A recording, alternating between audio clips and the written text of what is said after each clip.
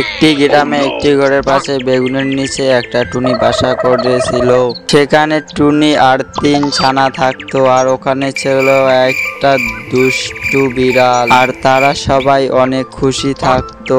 আর এইদিকে বিড়ালটা খালি সুযোগ পাইলে তার বাচ্চাকে খাবে, ওর মনে এইটাই শুধু ঘোরে। যেমনি একটু চাষ পায় আর তার কাছে চলে এসে, আর এইদিকে বেচারা শিয়াল চলে যায়। আরে বন্ধু, তুই কেমন আছিস রে? আরে বন্ধু, আমি ভালো আছি। আমি যে তোর সাথে কিসের জন্য খাতি করতেছি সেটা তুই তো বুঝতেছিস না, 2 দিন পর বুঝবি।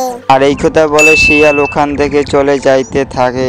সে ফির সিদ্ধান্ত নেয় তারপরের দিন আসবে। আর তারপরের দিন সকালে টুনির কাছে যাইতেছিল। আরে বন্ধু, তুই কোথায় গেলি? কেমন আছিস রে?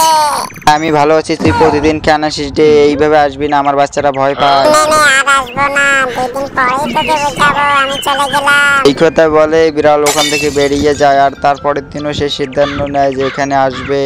বেচারা টুনি তো অনেক চালাক ছিল, তার ছেলেদেরকে সবাইকে বুঝাইতেছিল যে ওই বিড়ালের কাছ থেকে সবাই সাবধান থাকবি। আরে হ্যাঁ, অনেক খেলাধুলা করলাম, এবার তোকে একটা কথা বলি, তোমরা 3 ভাই বোন ওই গাছটার দিকে চলে যাও, আমি এইদিকে দেখতেছি।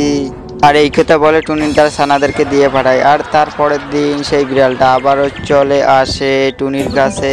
আরে টুনি বন্ধু, তুই কেমন আছিস? আরে আমি ভালো আছি, তুই খবরদার প্রতিদিন আমার বাড়ি আসবি না, কারণ আমার বাচ্চারা অনেক ভয় পায়। বিড়াল তো এই কথা শুনে অনেক রেগে যায়, আর যেমনি ওখানে লাফ দিতে যায় তার বাচ্চারা পালিয়ে যায়। আর শিয়ালটা তো কাঠের লাফ খেয়ে অনেক কষ্ট করে বাড়ি যাইতেছিল। আর বেচারা টুনি তো কম চালাক ছিল না।